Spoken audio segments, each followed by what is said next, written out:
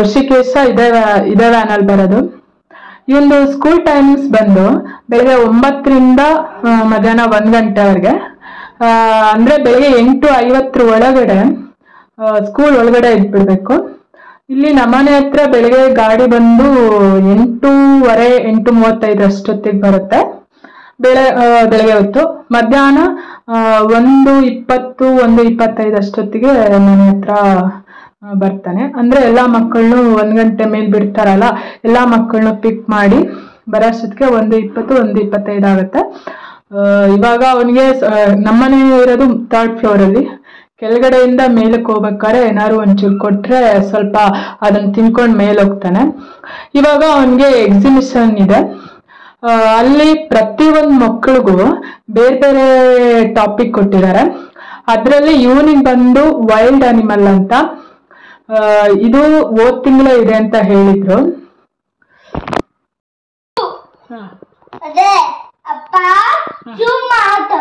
ಅಪ್ಪ zoo ಮಾಡಿರೋದ?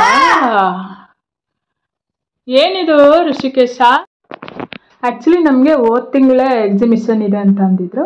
But ಅವ್ರ ಸ್ವಾಮಿಗಳು ಆ ತಿಂಗಳಲ್ಲಿ ಇಲ್ಲ ಅಂತ ಅನಿಸುತ್ತೆ, ಬ್ಯುಸಿ ಇದ್ರು ಅನಿಸುತ್ತೆ. ಸೊ ಹಾಗಾಗಿ ಈ ತಿಂಗಳಿಗೆ ಅದು ಪೋಸ್ಟ್ಪೋನ್ ಆಯಿತು. ಹೋದ ತಿಂಗಳು ಒಂದು 20ನೇ ತಾರೀಕಿಗೂ ಏನೋ ಅಪ್ರಾಕ್ಸಿಮೇಟಾಗಿ ಹೇಳಿದರು. ಬಟ್ ಡೇಟ್ ಎಲ್ಲ ಏನೋ ಫಿಕ್ಸ್ ಮಾಡಿರಲಿಲ್ಲ. ಅದಕ್ಕೆ ನಾನೇನು ಹೇಳಿದೆ, ಸಂಕ್ರಾಂತಿ ಟೈಮಲ್ಲಿ ನಾನು ಅಮ್ಮನ ಮನೆಗೆ ಕರ್ಕೊಂಡು ಹೋಗ್ತೀನಿ ಋಷಿಕೇಶನ, ನೀವು ಅವಾಗ ಮಾಡೆಲ್ ರೆಡಿ ಮಾಡಿ ಅಂತ. ಯಾಕಂತ ಅಂದರೆ ನಾವು ಎಲ್ಲರೂ ಒಟ್ಟಿಗೆ ಕೂತ್ಕೊಳ್ಳೋ ಮಾಡೆಲ್ ಮಾಡೋಕ್ಕೆ ಹೋದರೆ ಅದು ವೈಲ್ಡ್ ಅನಿಮಲ್ಸ್ ಹೋಗಿ ಇನ್ನೊಂದೇನೋ ಮಾಡೆಲ್ ರೆಡಿಯಾಗಿರುತ್ತೆ. ಅದಕ್ಕೆ ಬೇಡ, ಋಷಿಕೇಶ ಸ್ವಲ್ಪ ಪೋಖ್ರಿ ಮಾಡ್ತಾನೆ, ಅದಕ್ಕೆ ನೀವು ಆರಾಮ್ಸೆ ಮಾಡಿ, ಚೆನ್ನಾಗಿ ಬರಬೇಕಲ್ವಾ, ಹಾಗಾಗಿ ನೀವು ಆರಾಮ್ಸೆ ಮಾಡಿ. ನಾನು ಸಂಕ್ರಾಂತಿ ಹಬ್ಬ ಅಮ್ಮನ ಮನೆಯಲ್ಲಿ ಎಳ್ಬಿರ್ತಾರೆ, ಹಾಗಾಗಿ ಈ ವರ್ಷ ಹೋಗಿ ಅಮ್ಮನ ಮನೇಲಿ ಎಳ್ಬಿರ್ಕೊಂಬರ್ತೀನಿ. ಆ್ಯಕ್ಚುಲಿ ಮಂಡೇ ಇತ್ತು ಸಂಕ್ರಾಂತಿ ಹಬ್ಬ. ಸೊ ಹಾಗೆ ಸಾಟರ್ಡೆ ಸಂಡೇ ಮಂಡೇ 3 ದಿನ ಕಂಟಿನ್ಯೂಸ್ ಆಗಿ ರಜಾ ಸಿಕ್ತು. ಸರಿ ಅಂತ ನಾನು ಅಮ್ಮನ ಮನೆಗೆ ಹೋದಾಗ ಅವರಪ್ಪ ರೆಡಿ ಮಾಡಿದ್ದಾರೆ ಮಾಡ್ಲು. ಇವಾಗ ಅವನು ಸ್ಕೂಲಿಂದ ಬಂದಮೇಲೆ ಊಟ ಮಾಡಿಸಿ ಇವತ್ತು ಸಬ್ಮಿಟ್ ಮಾಡಬೇಕಂತ ಹೇಳಿದರು.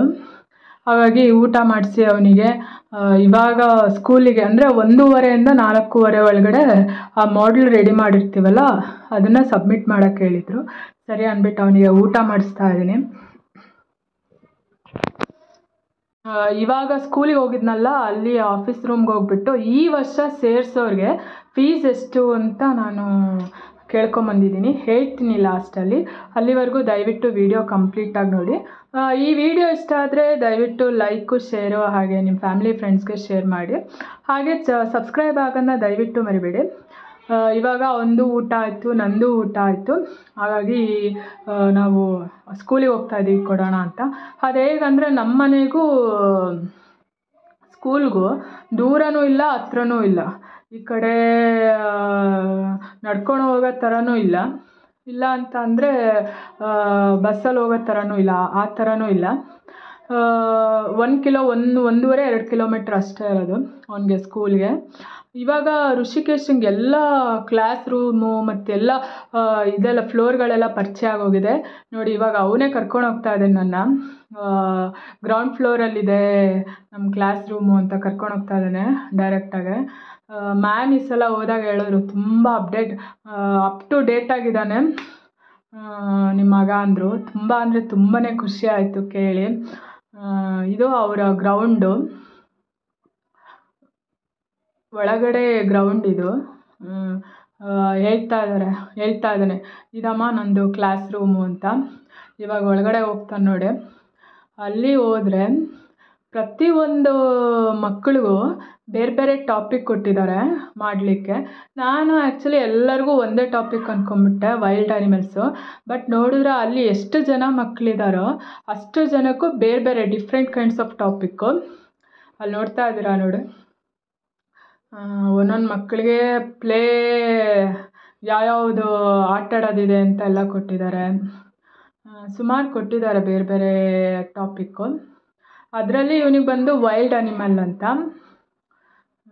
ಹೋದ ತಿಂಗಳೇ ನಾವು ರೆಡಿ ಮಾಡಿ ಇಟ್ಟಿದ್ವಿ ಮಾಡ್ಲೆಲ್ಲ, ತೊಂದರೆ ಇಲ್ಲ. ಏನೇ ಬೇಗನೆ ರೆಡಿ ಆದರೆ ತುಂಬಾ ಒಳ್ಳೆಯದಲ್ವಾ. ಋಷಿಕೇಶನ್ಗೆ ಕ್ಲಾಸ್ ಟೀಚರ್ ಇವರೇನೆ, ಪ್ರೆಪ್ 1 B ಸೆಕ್ಷನ್ ಇವರು.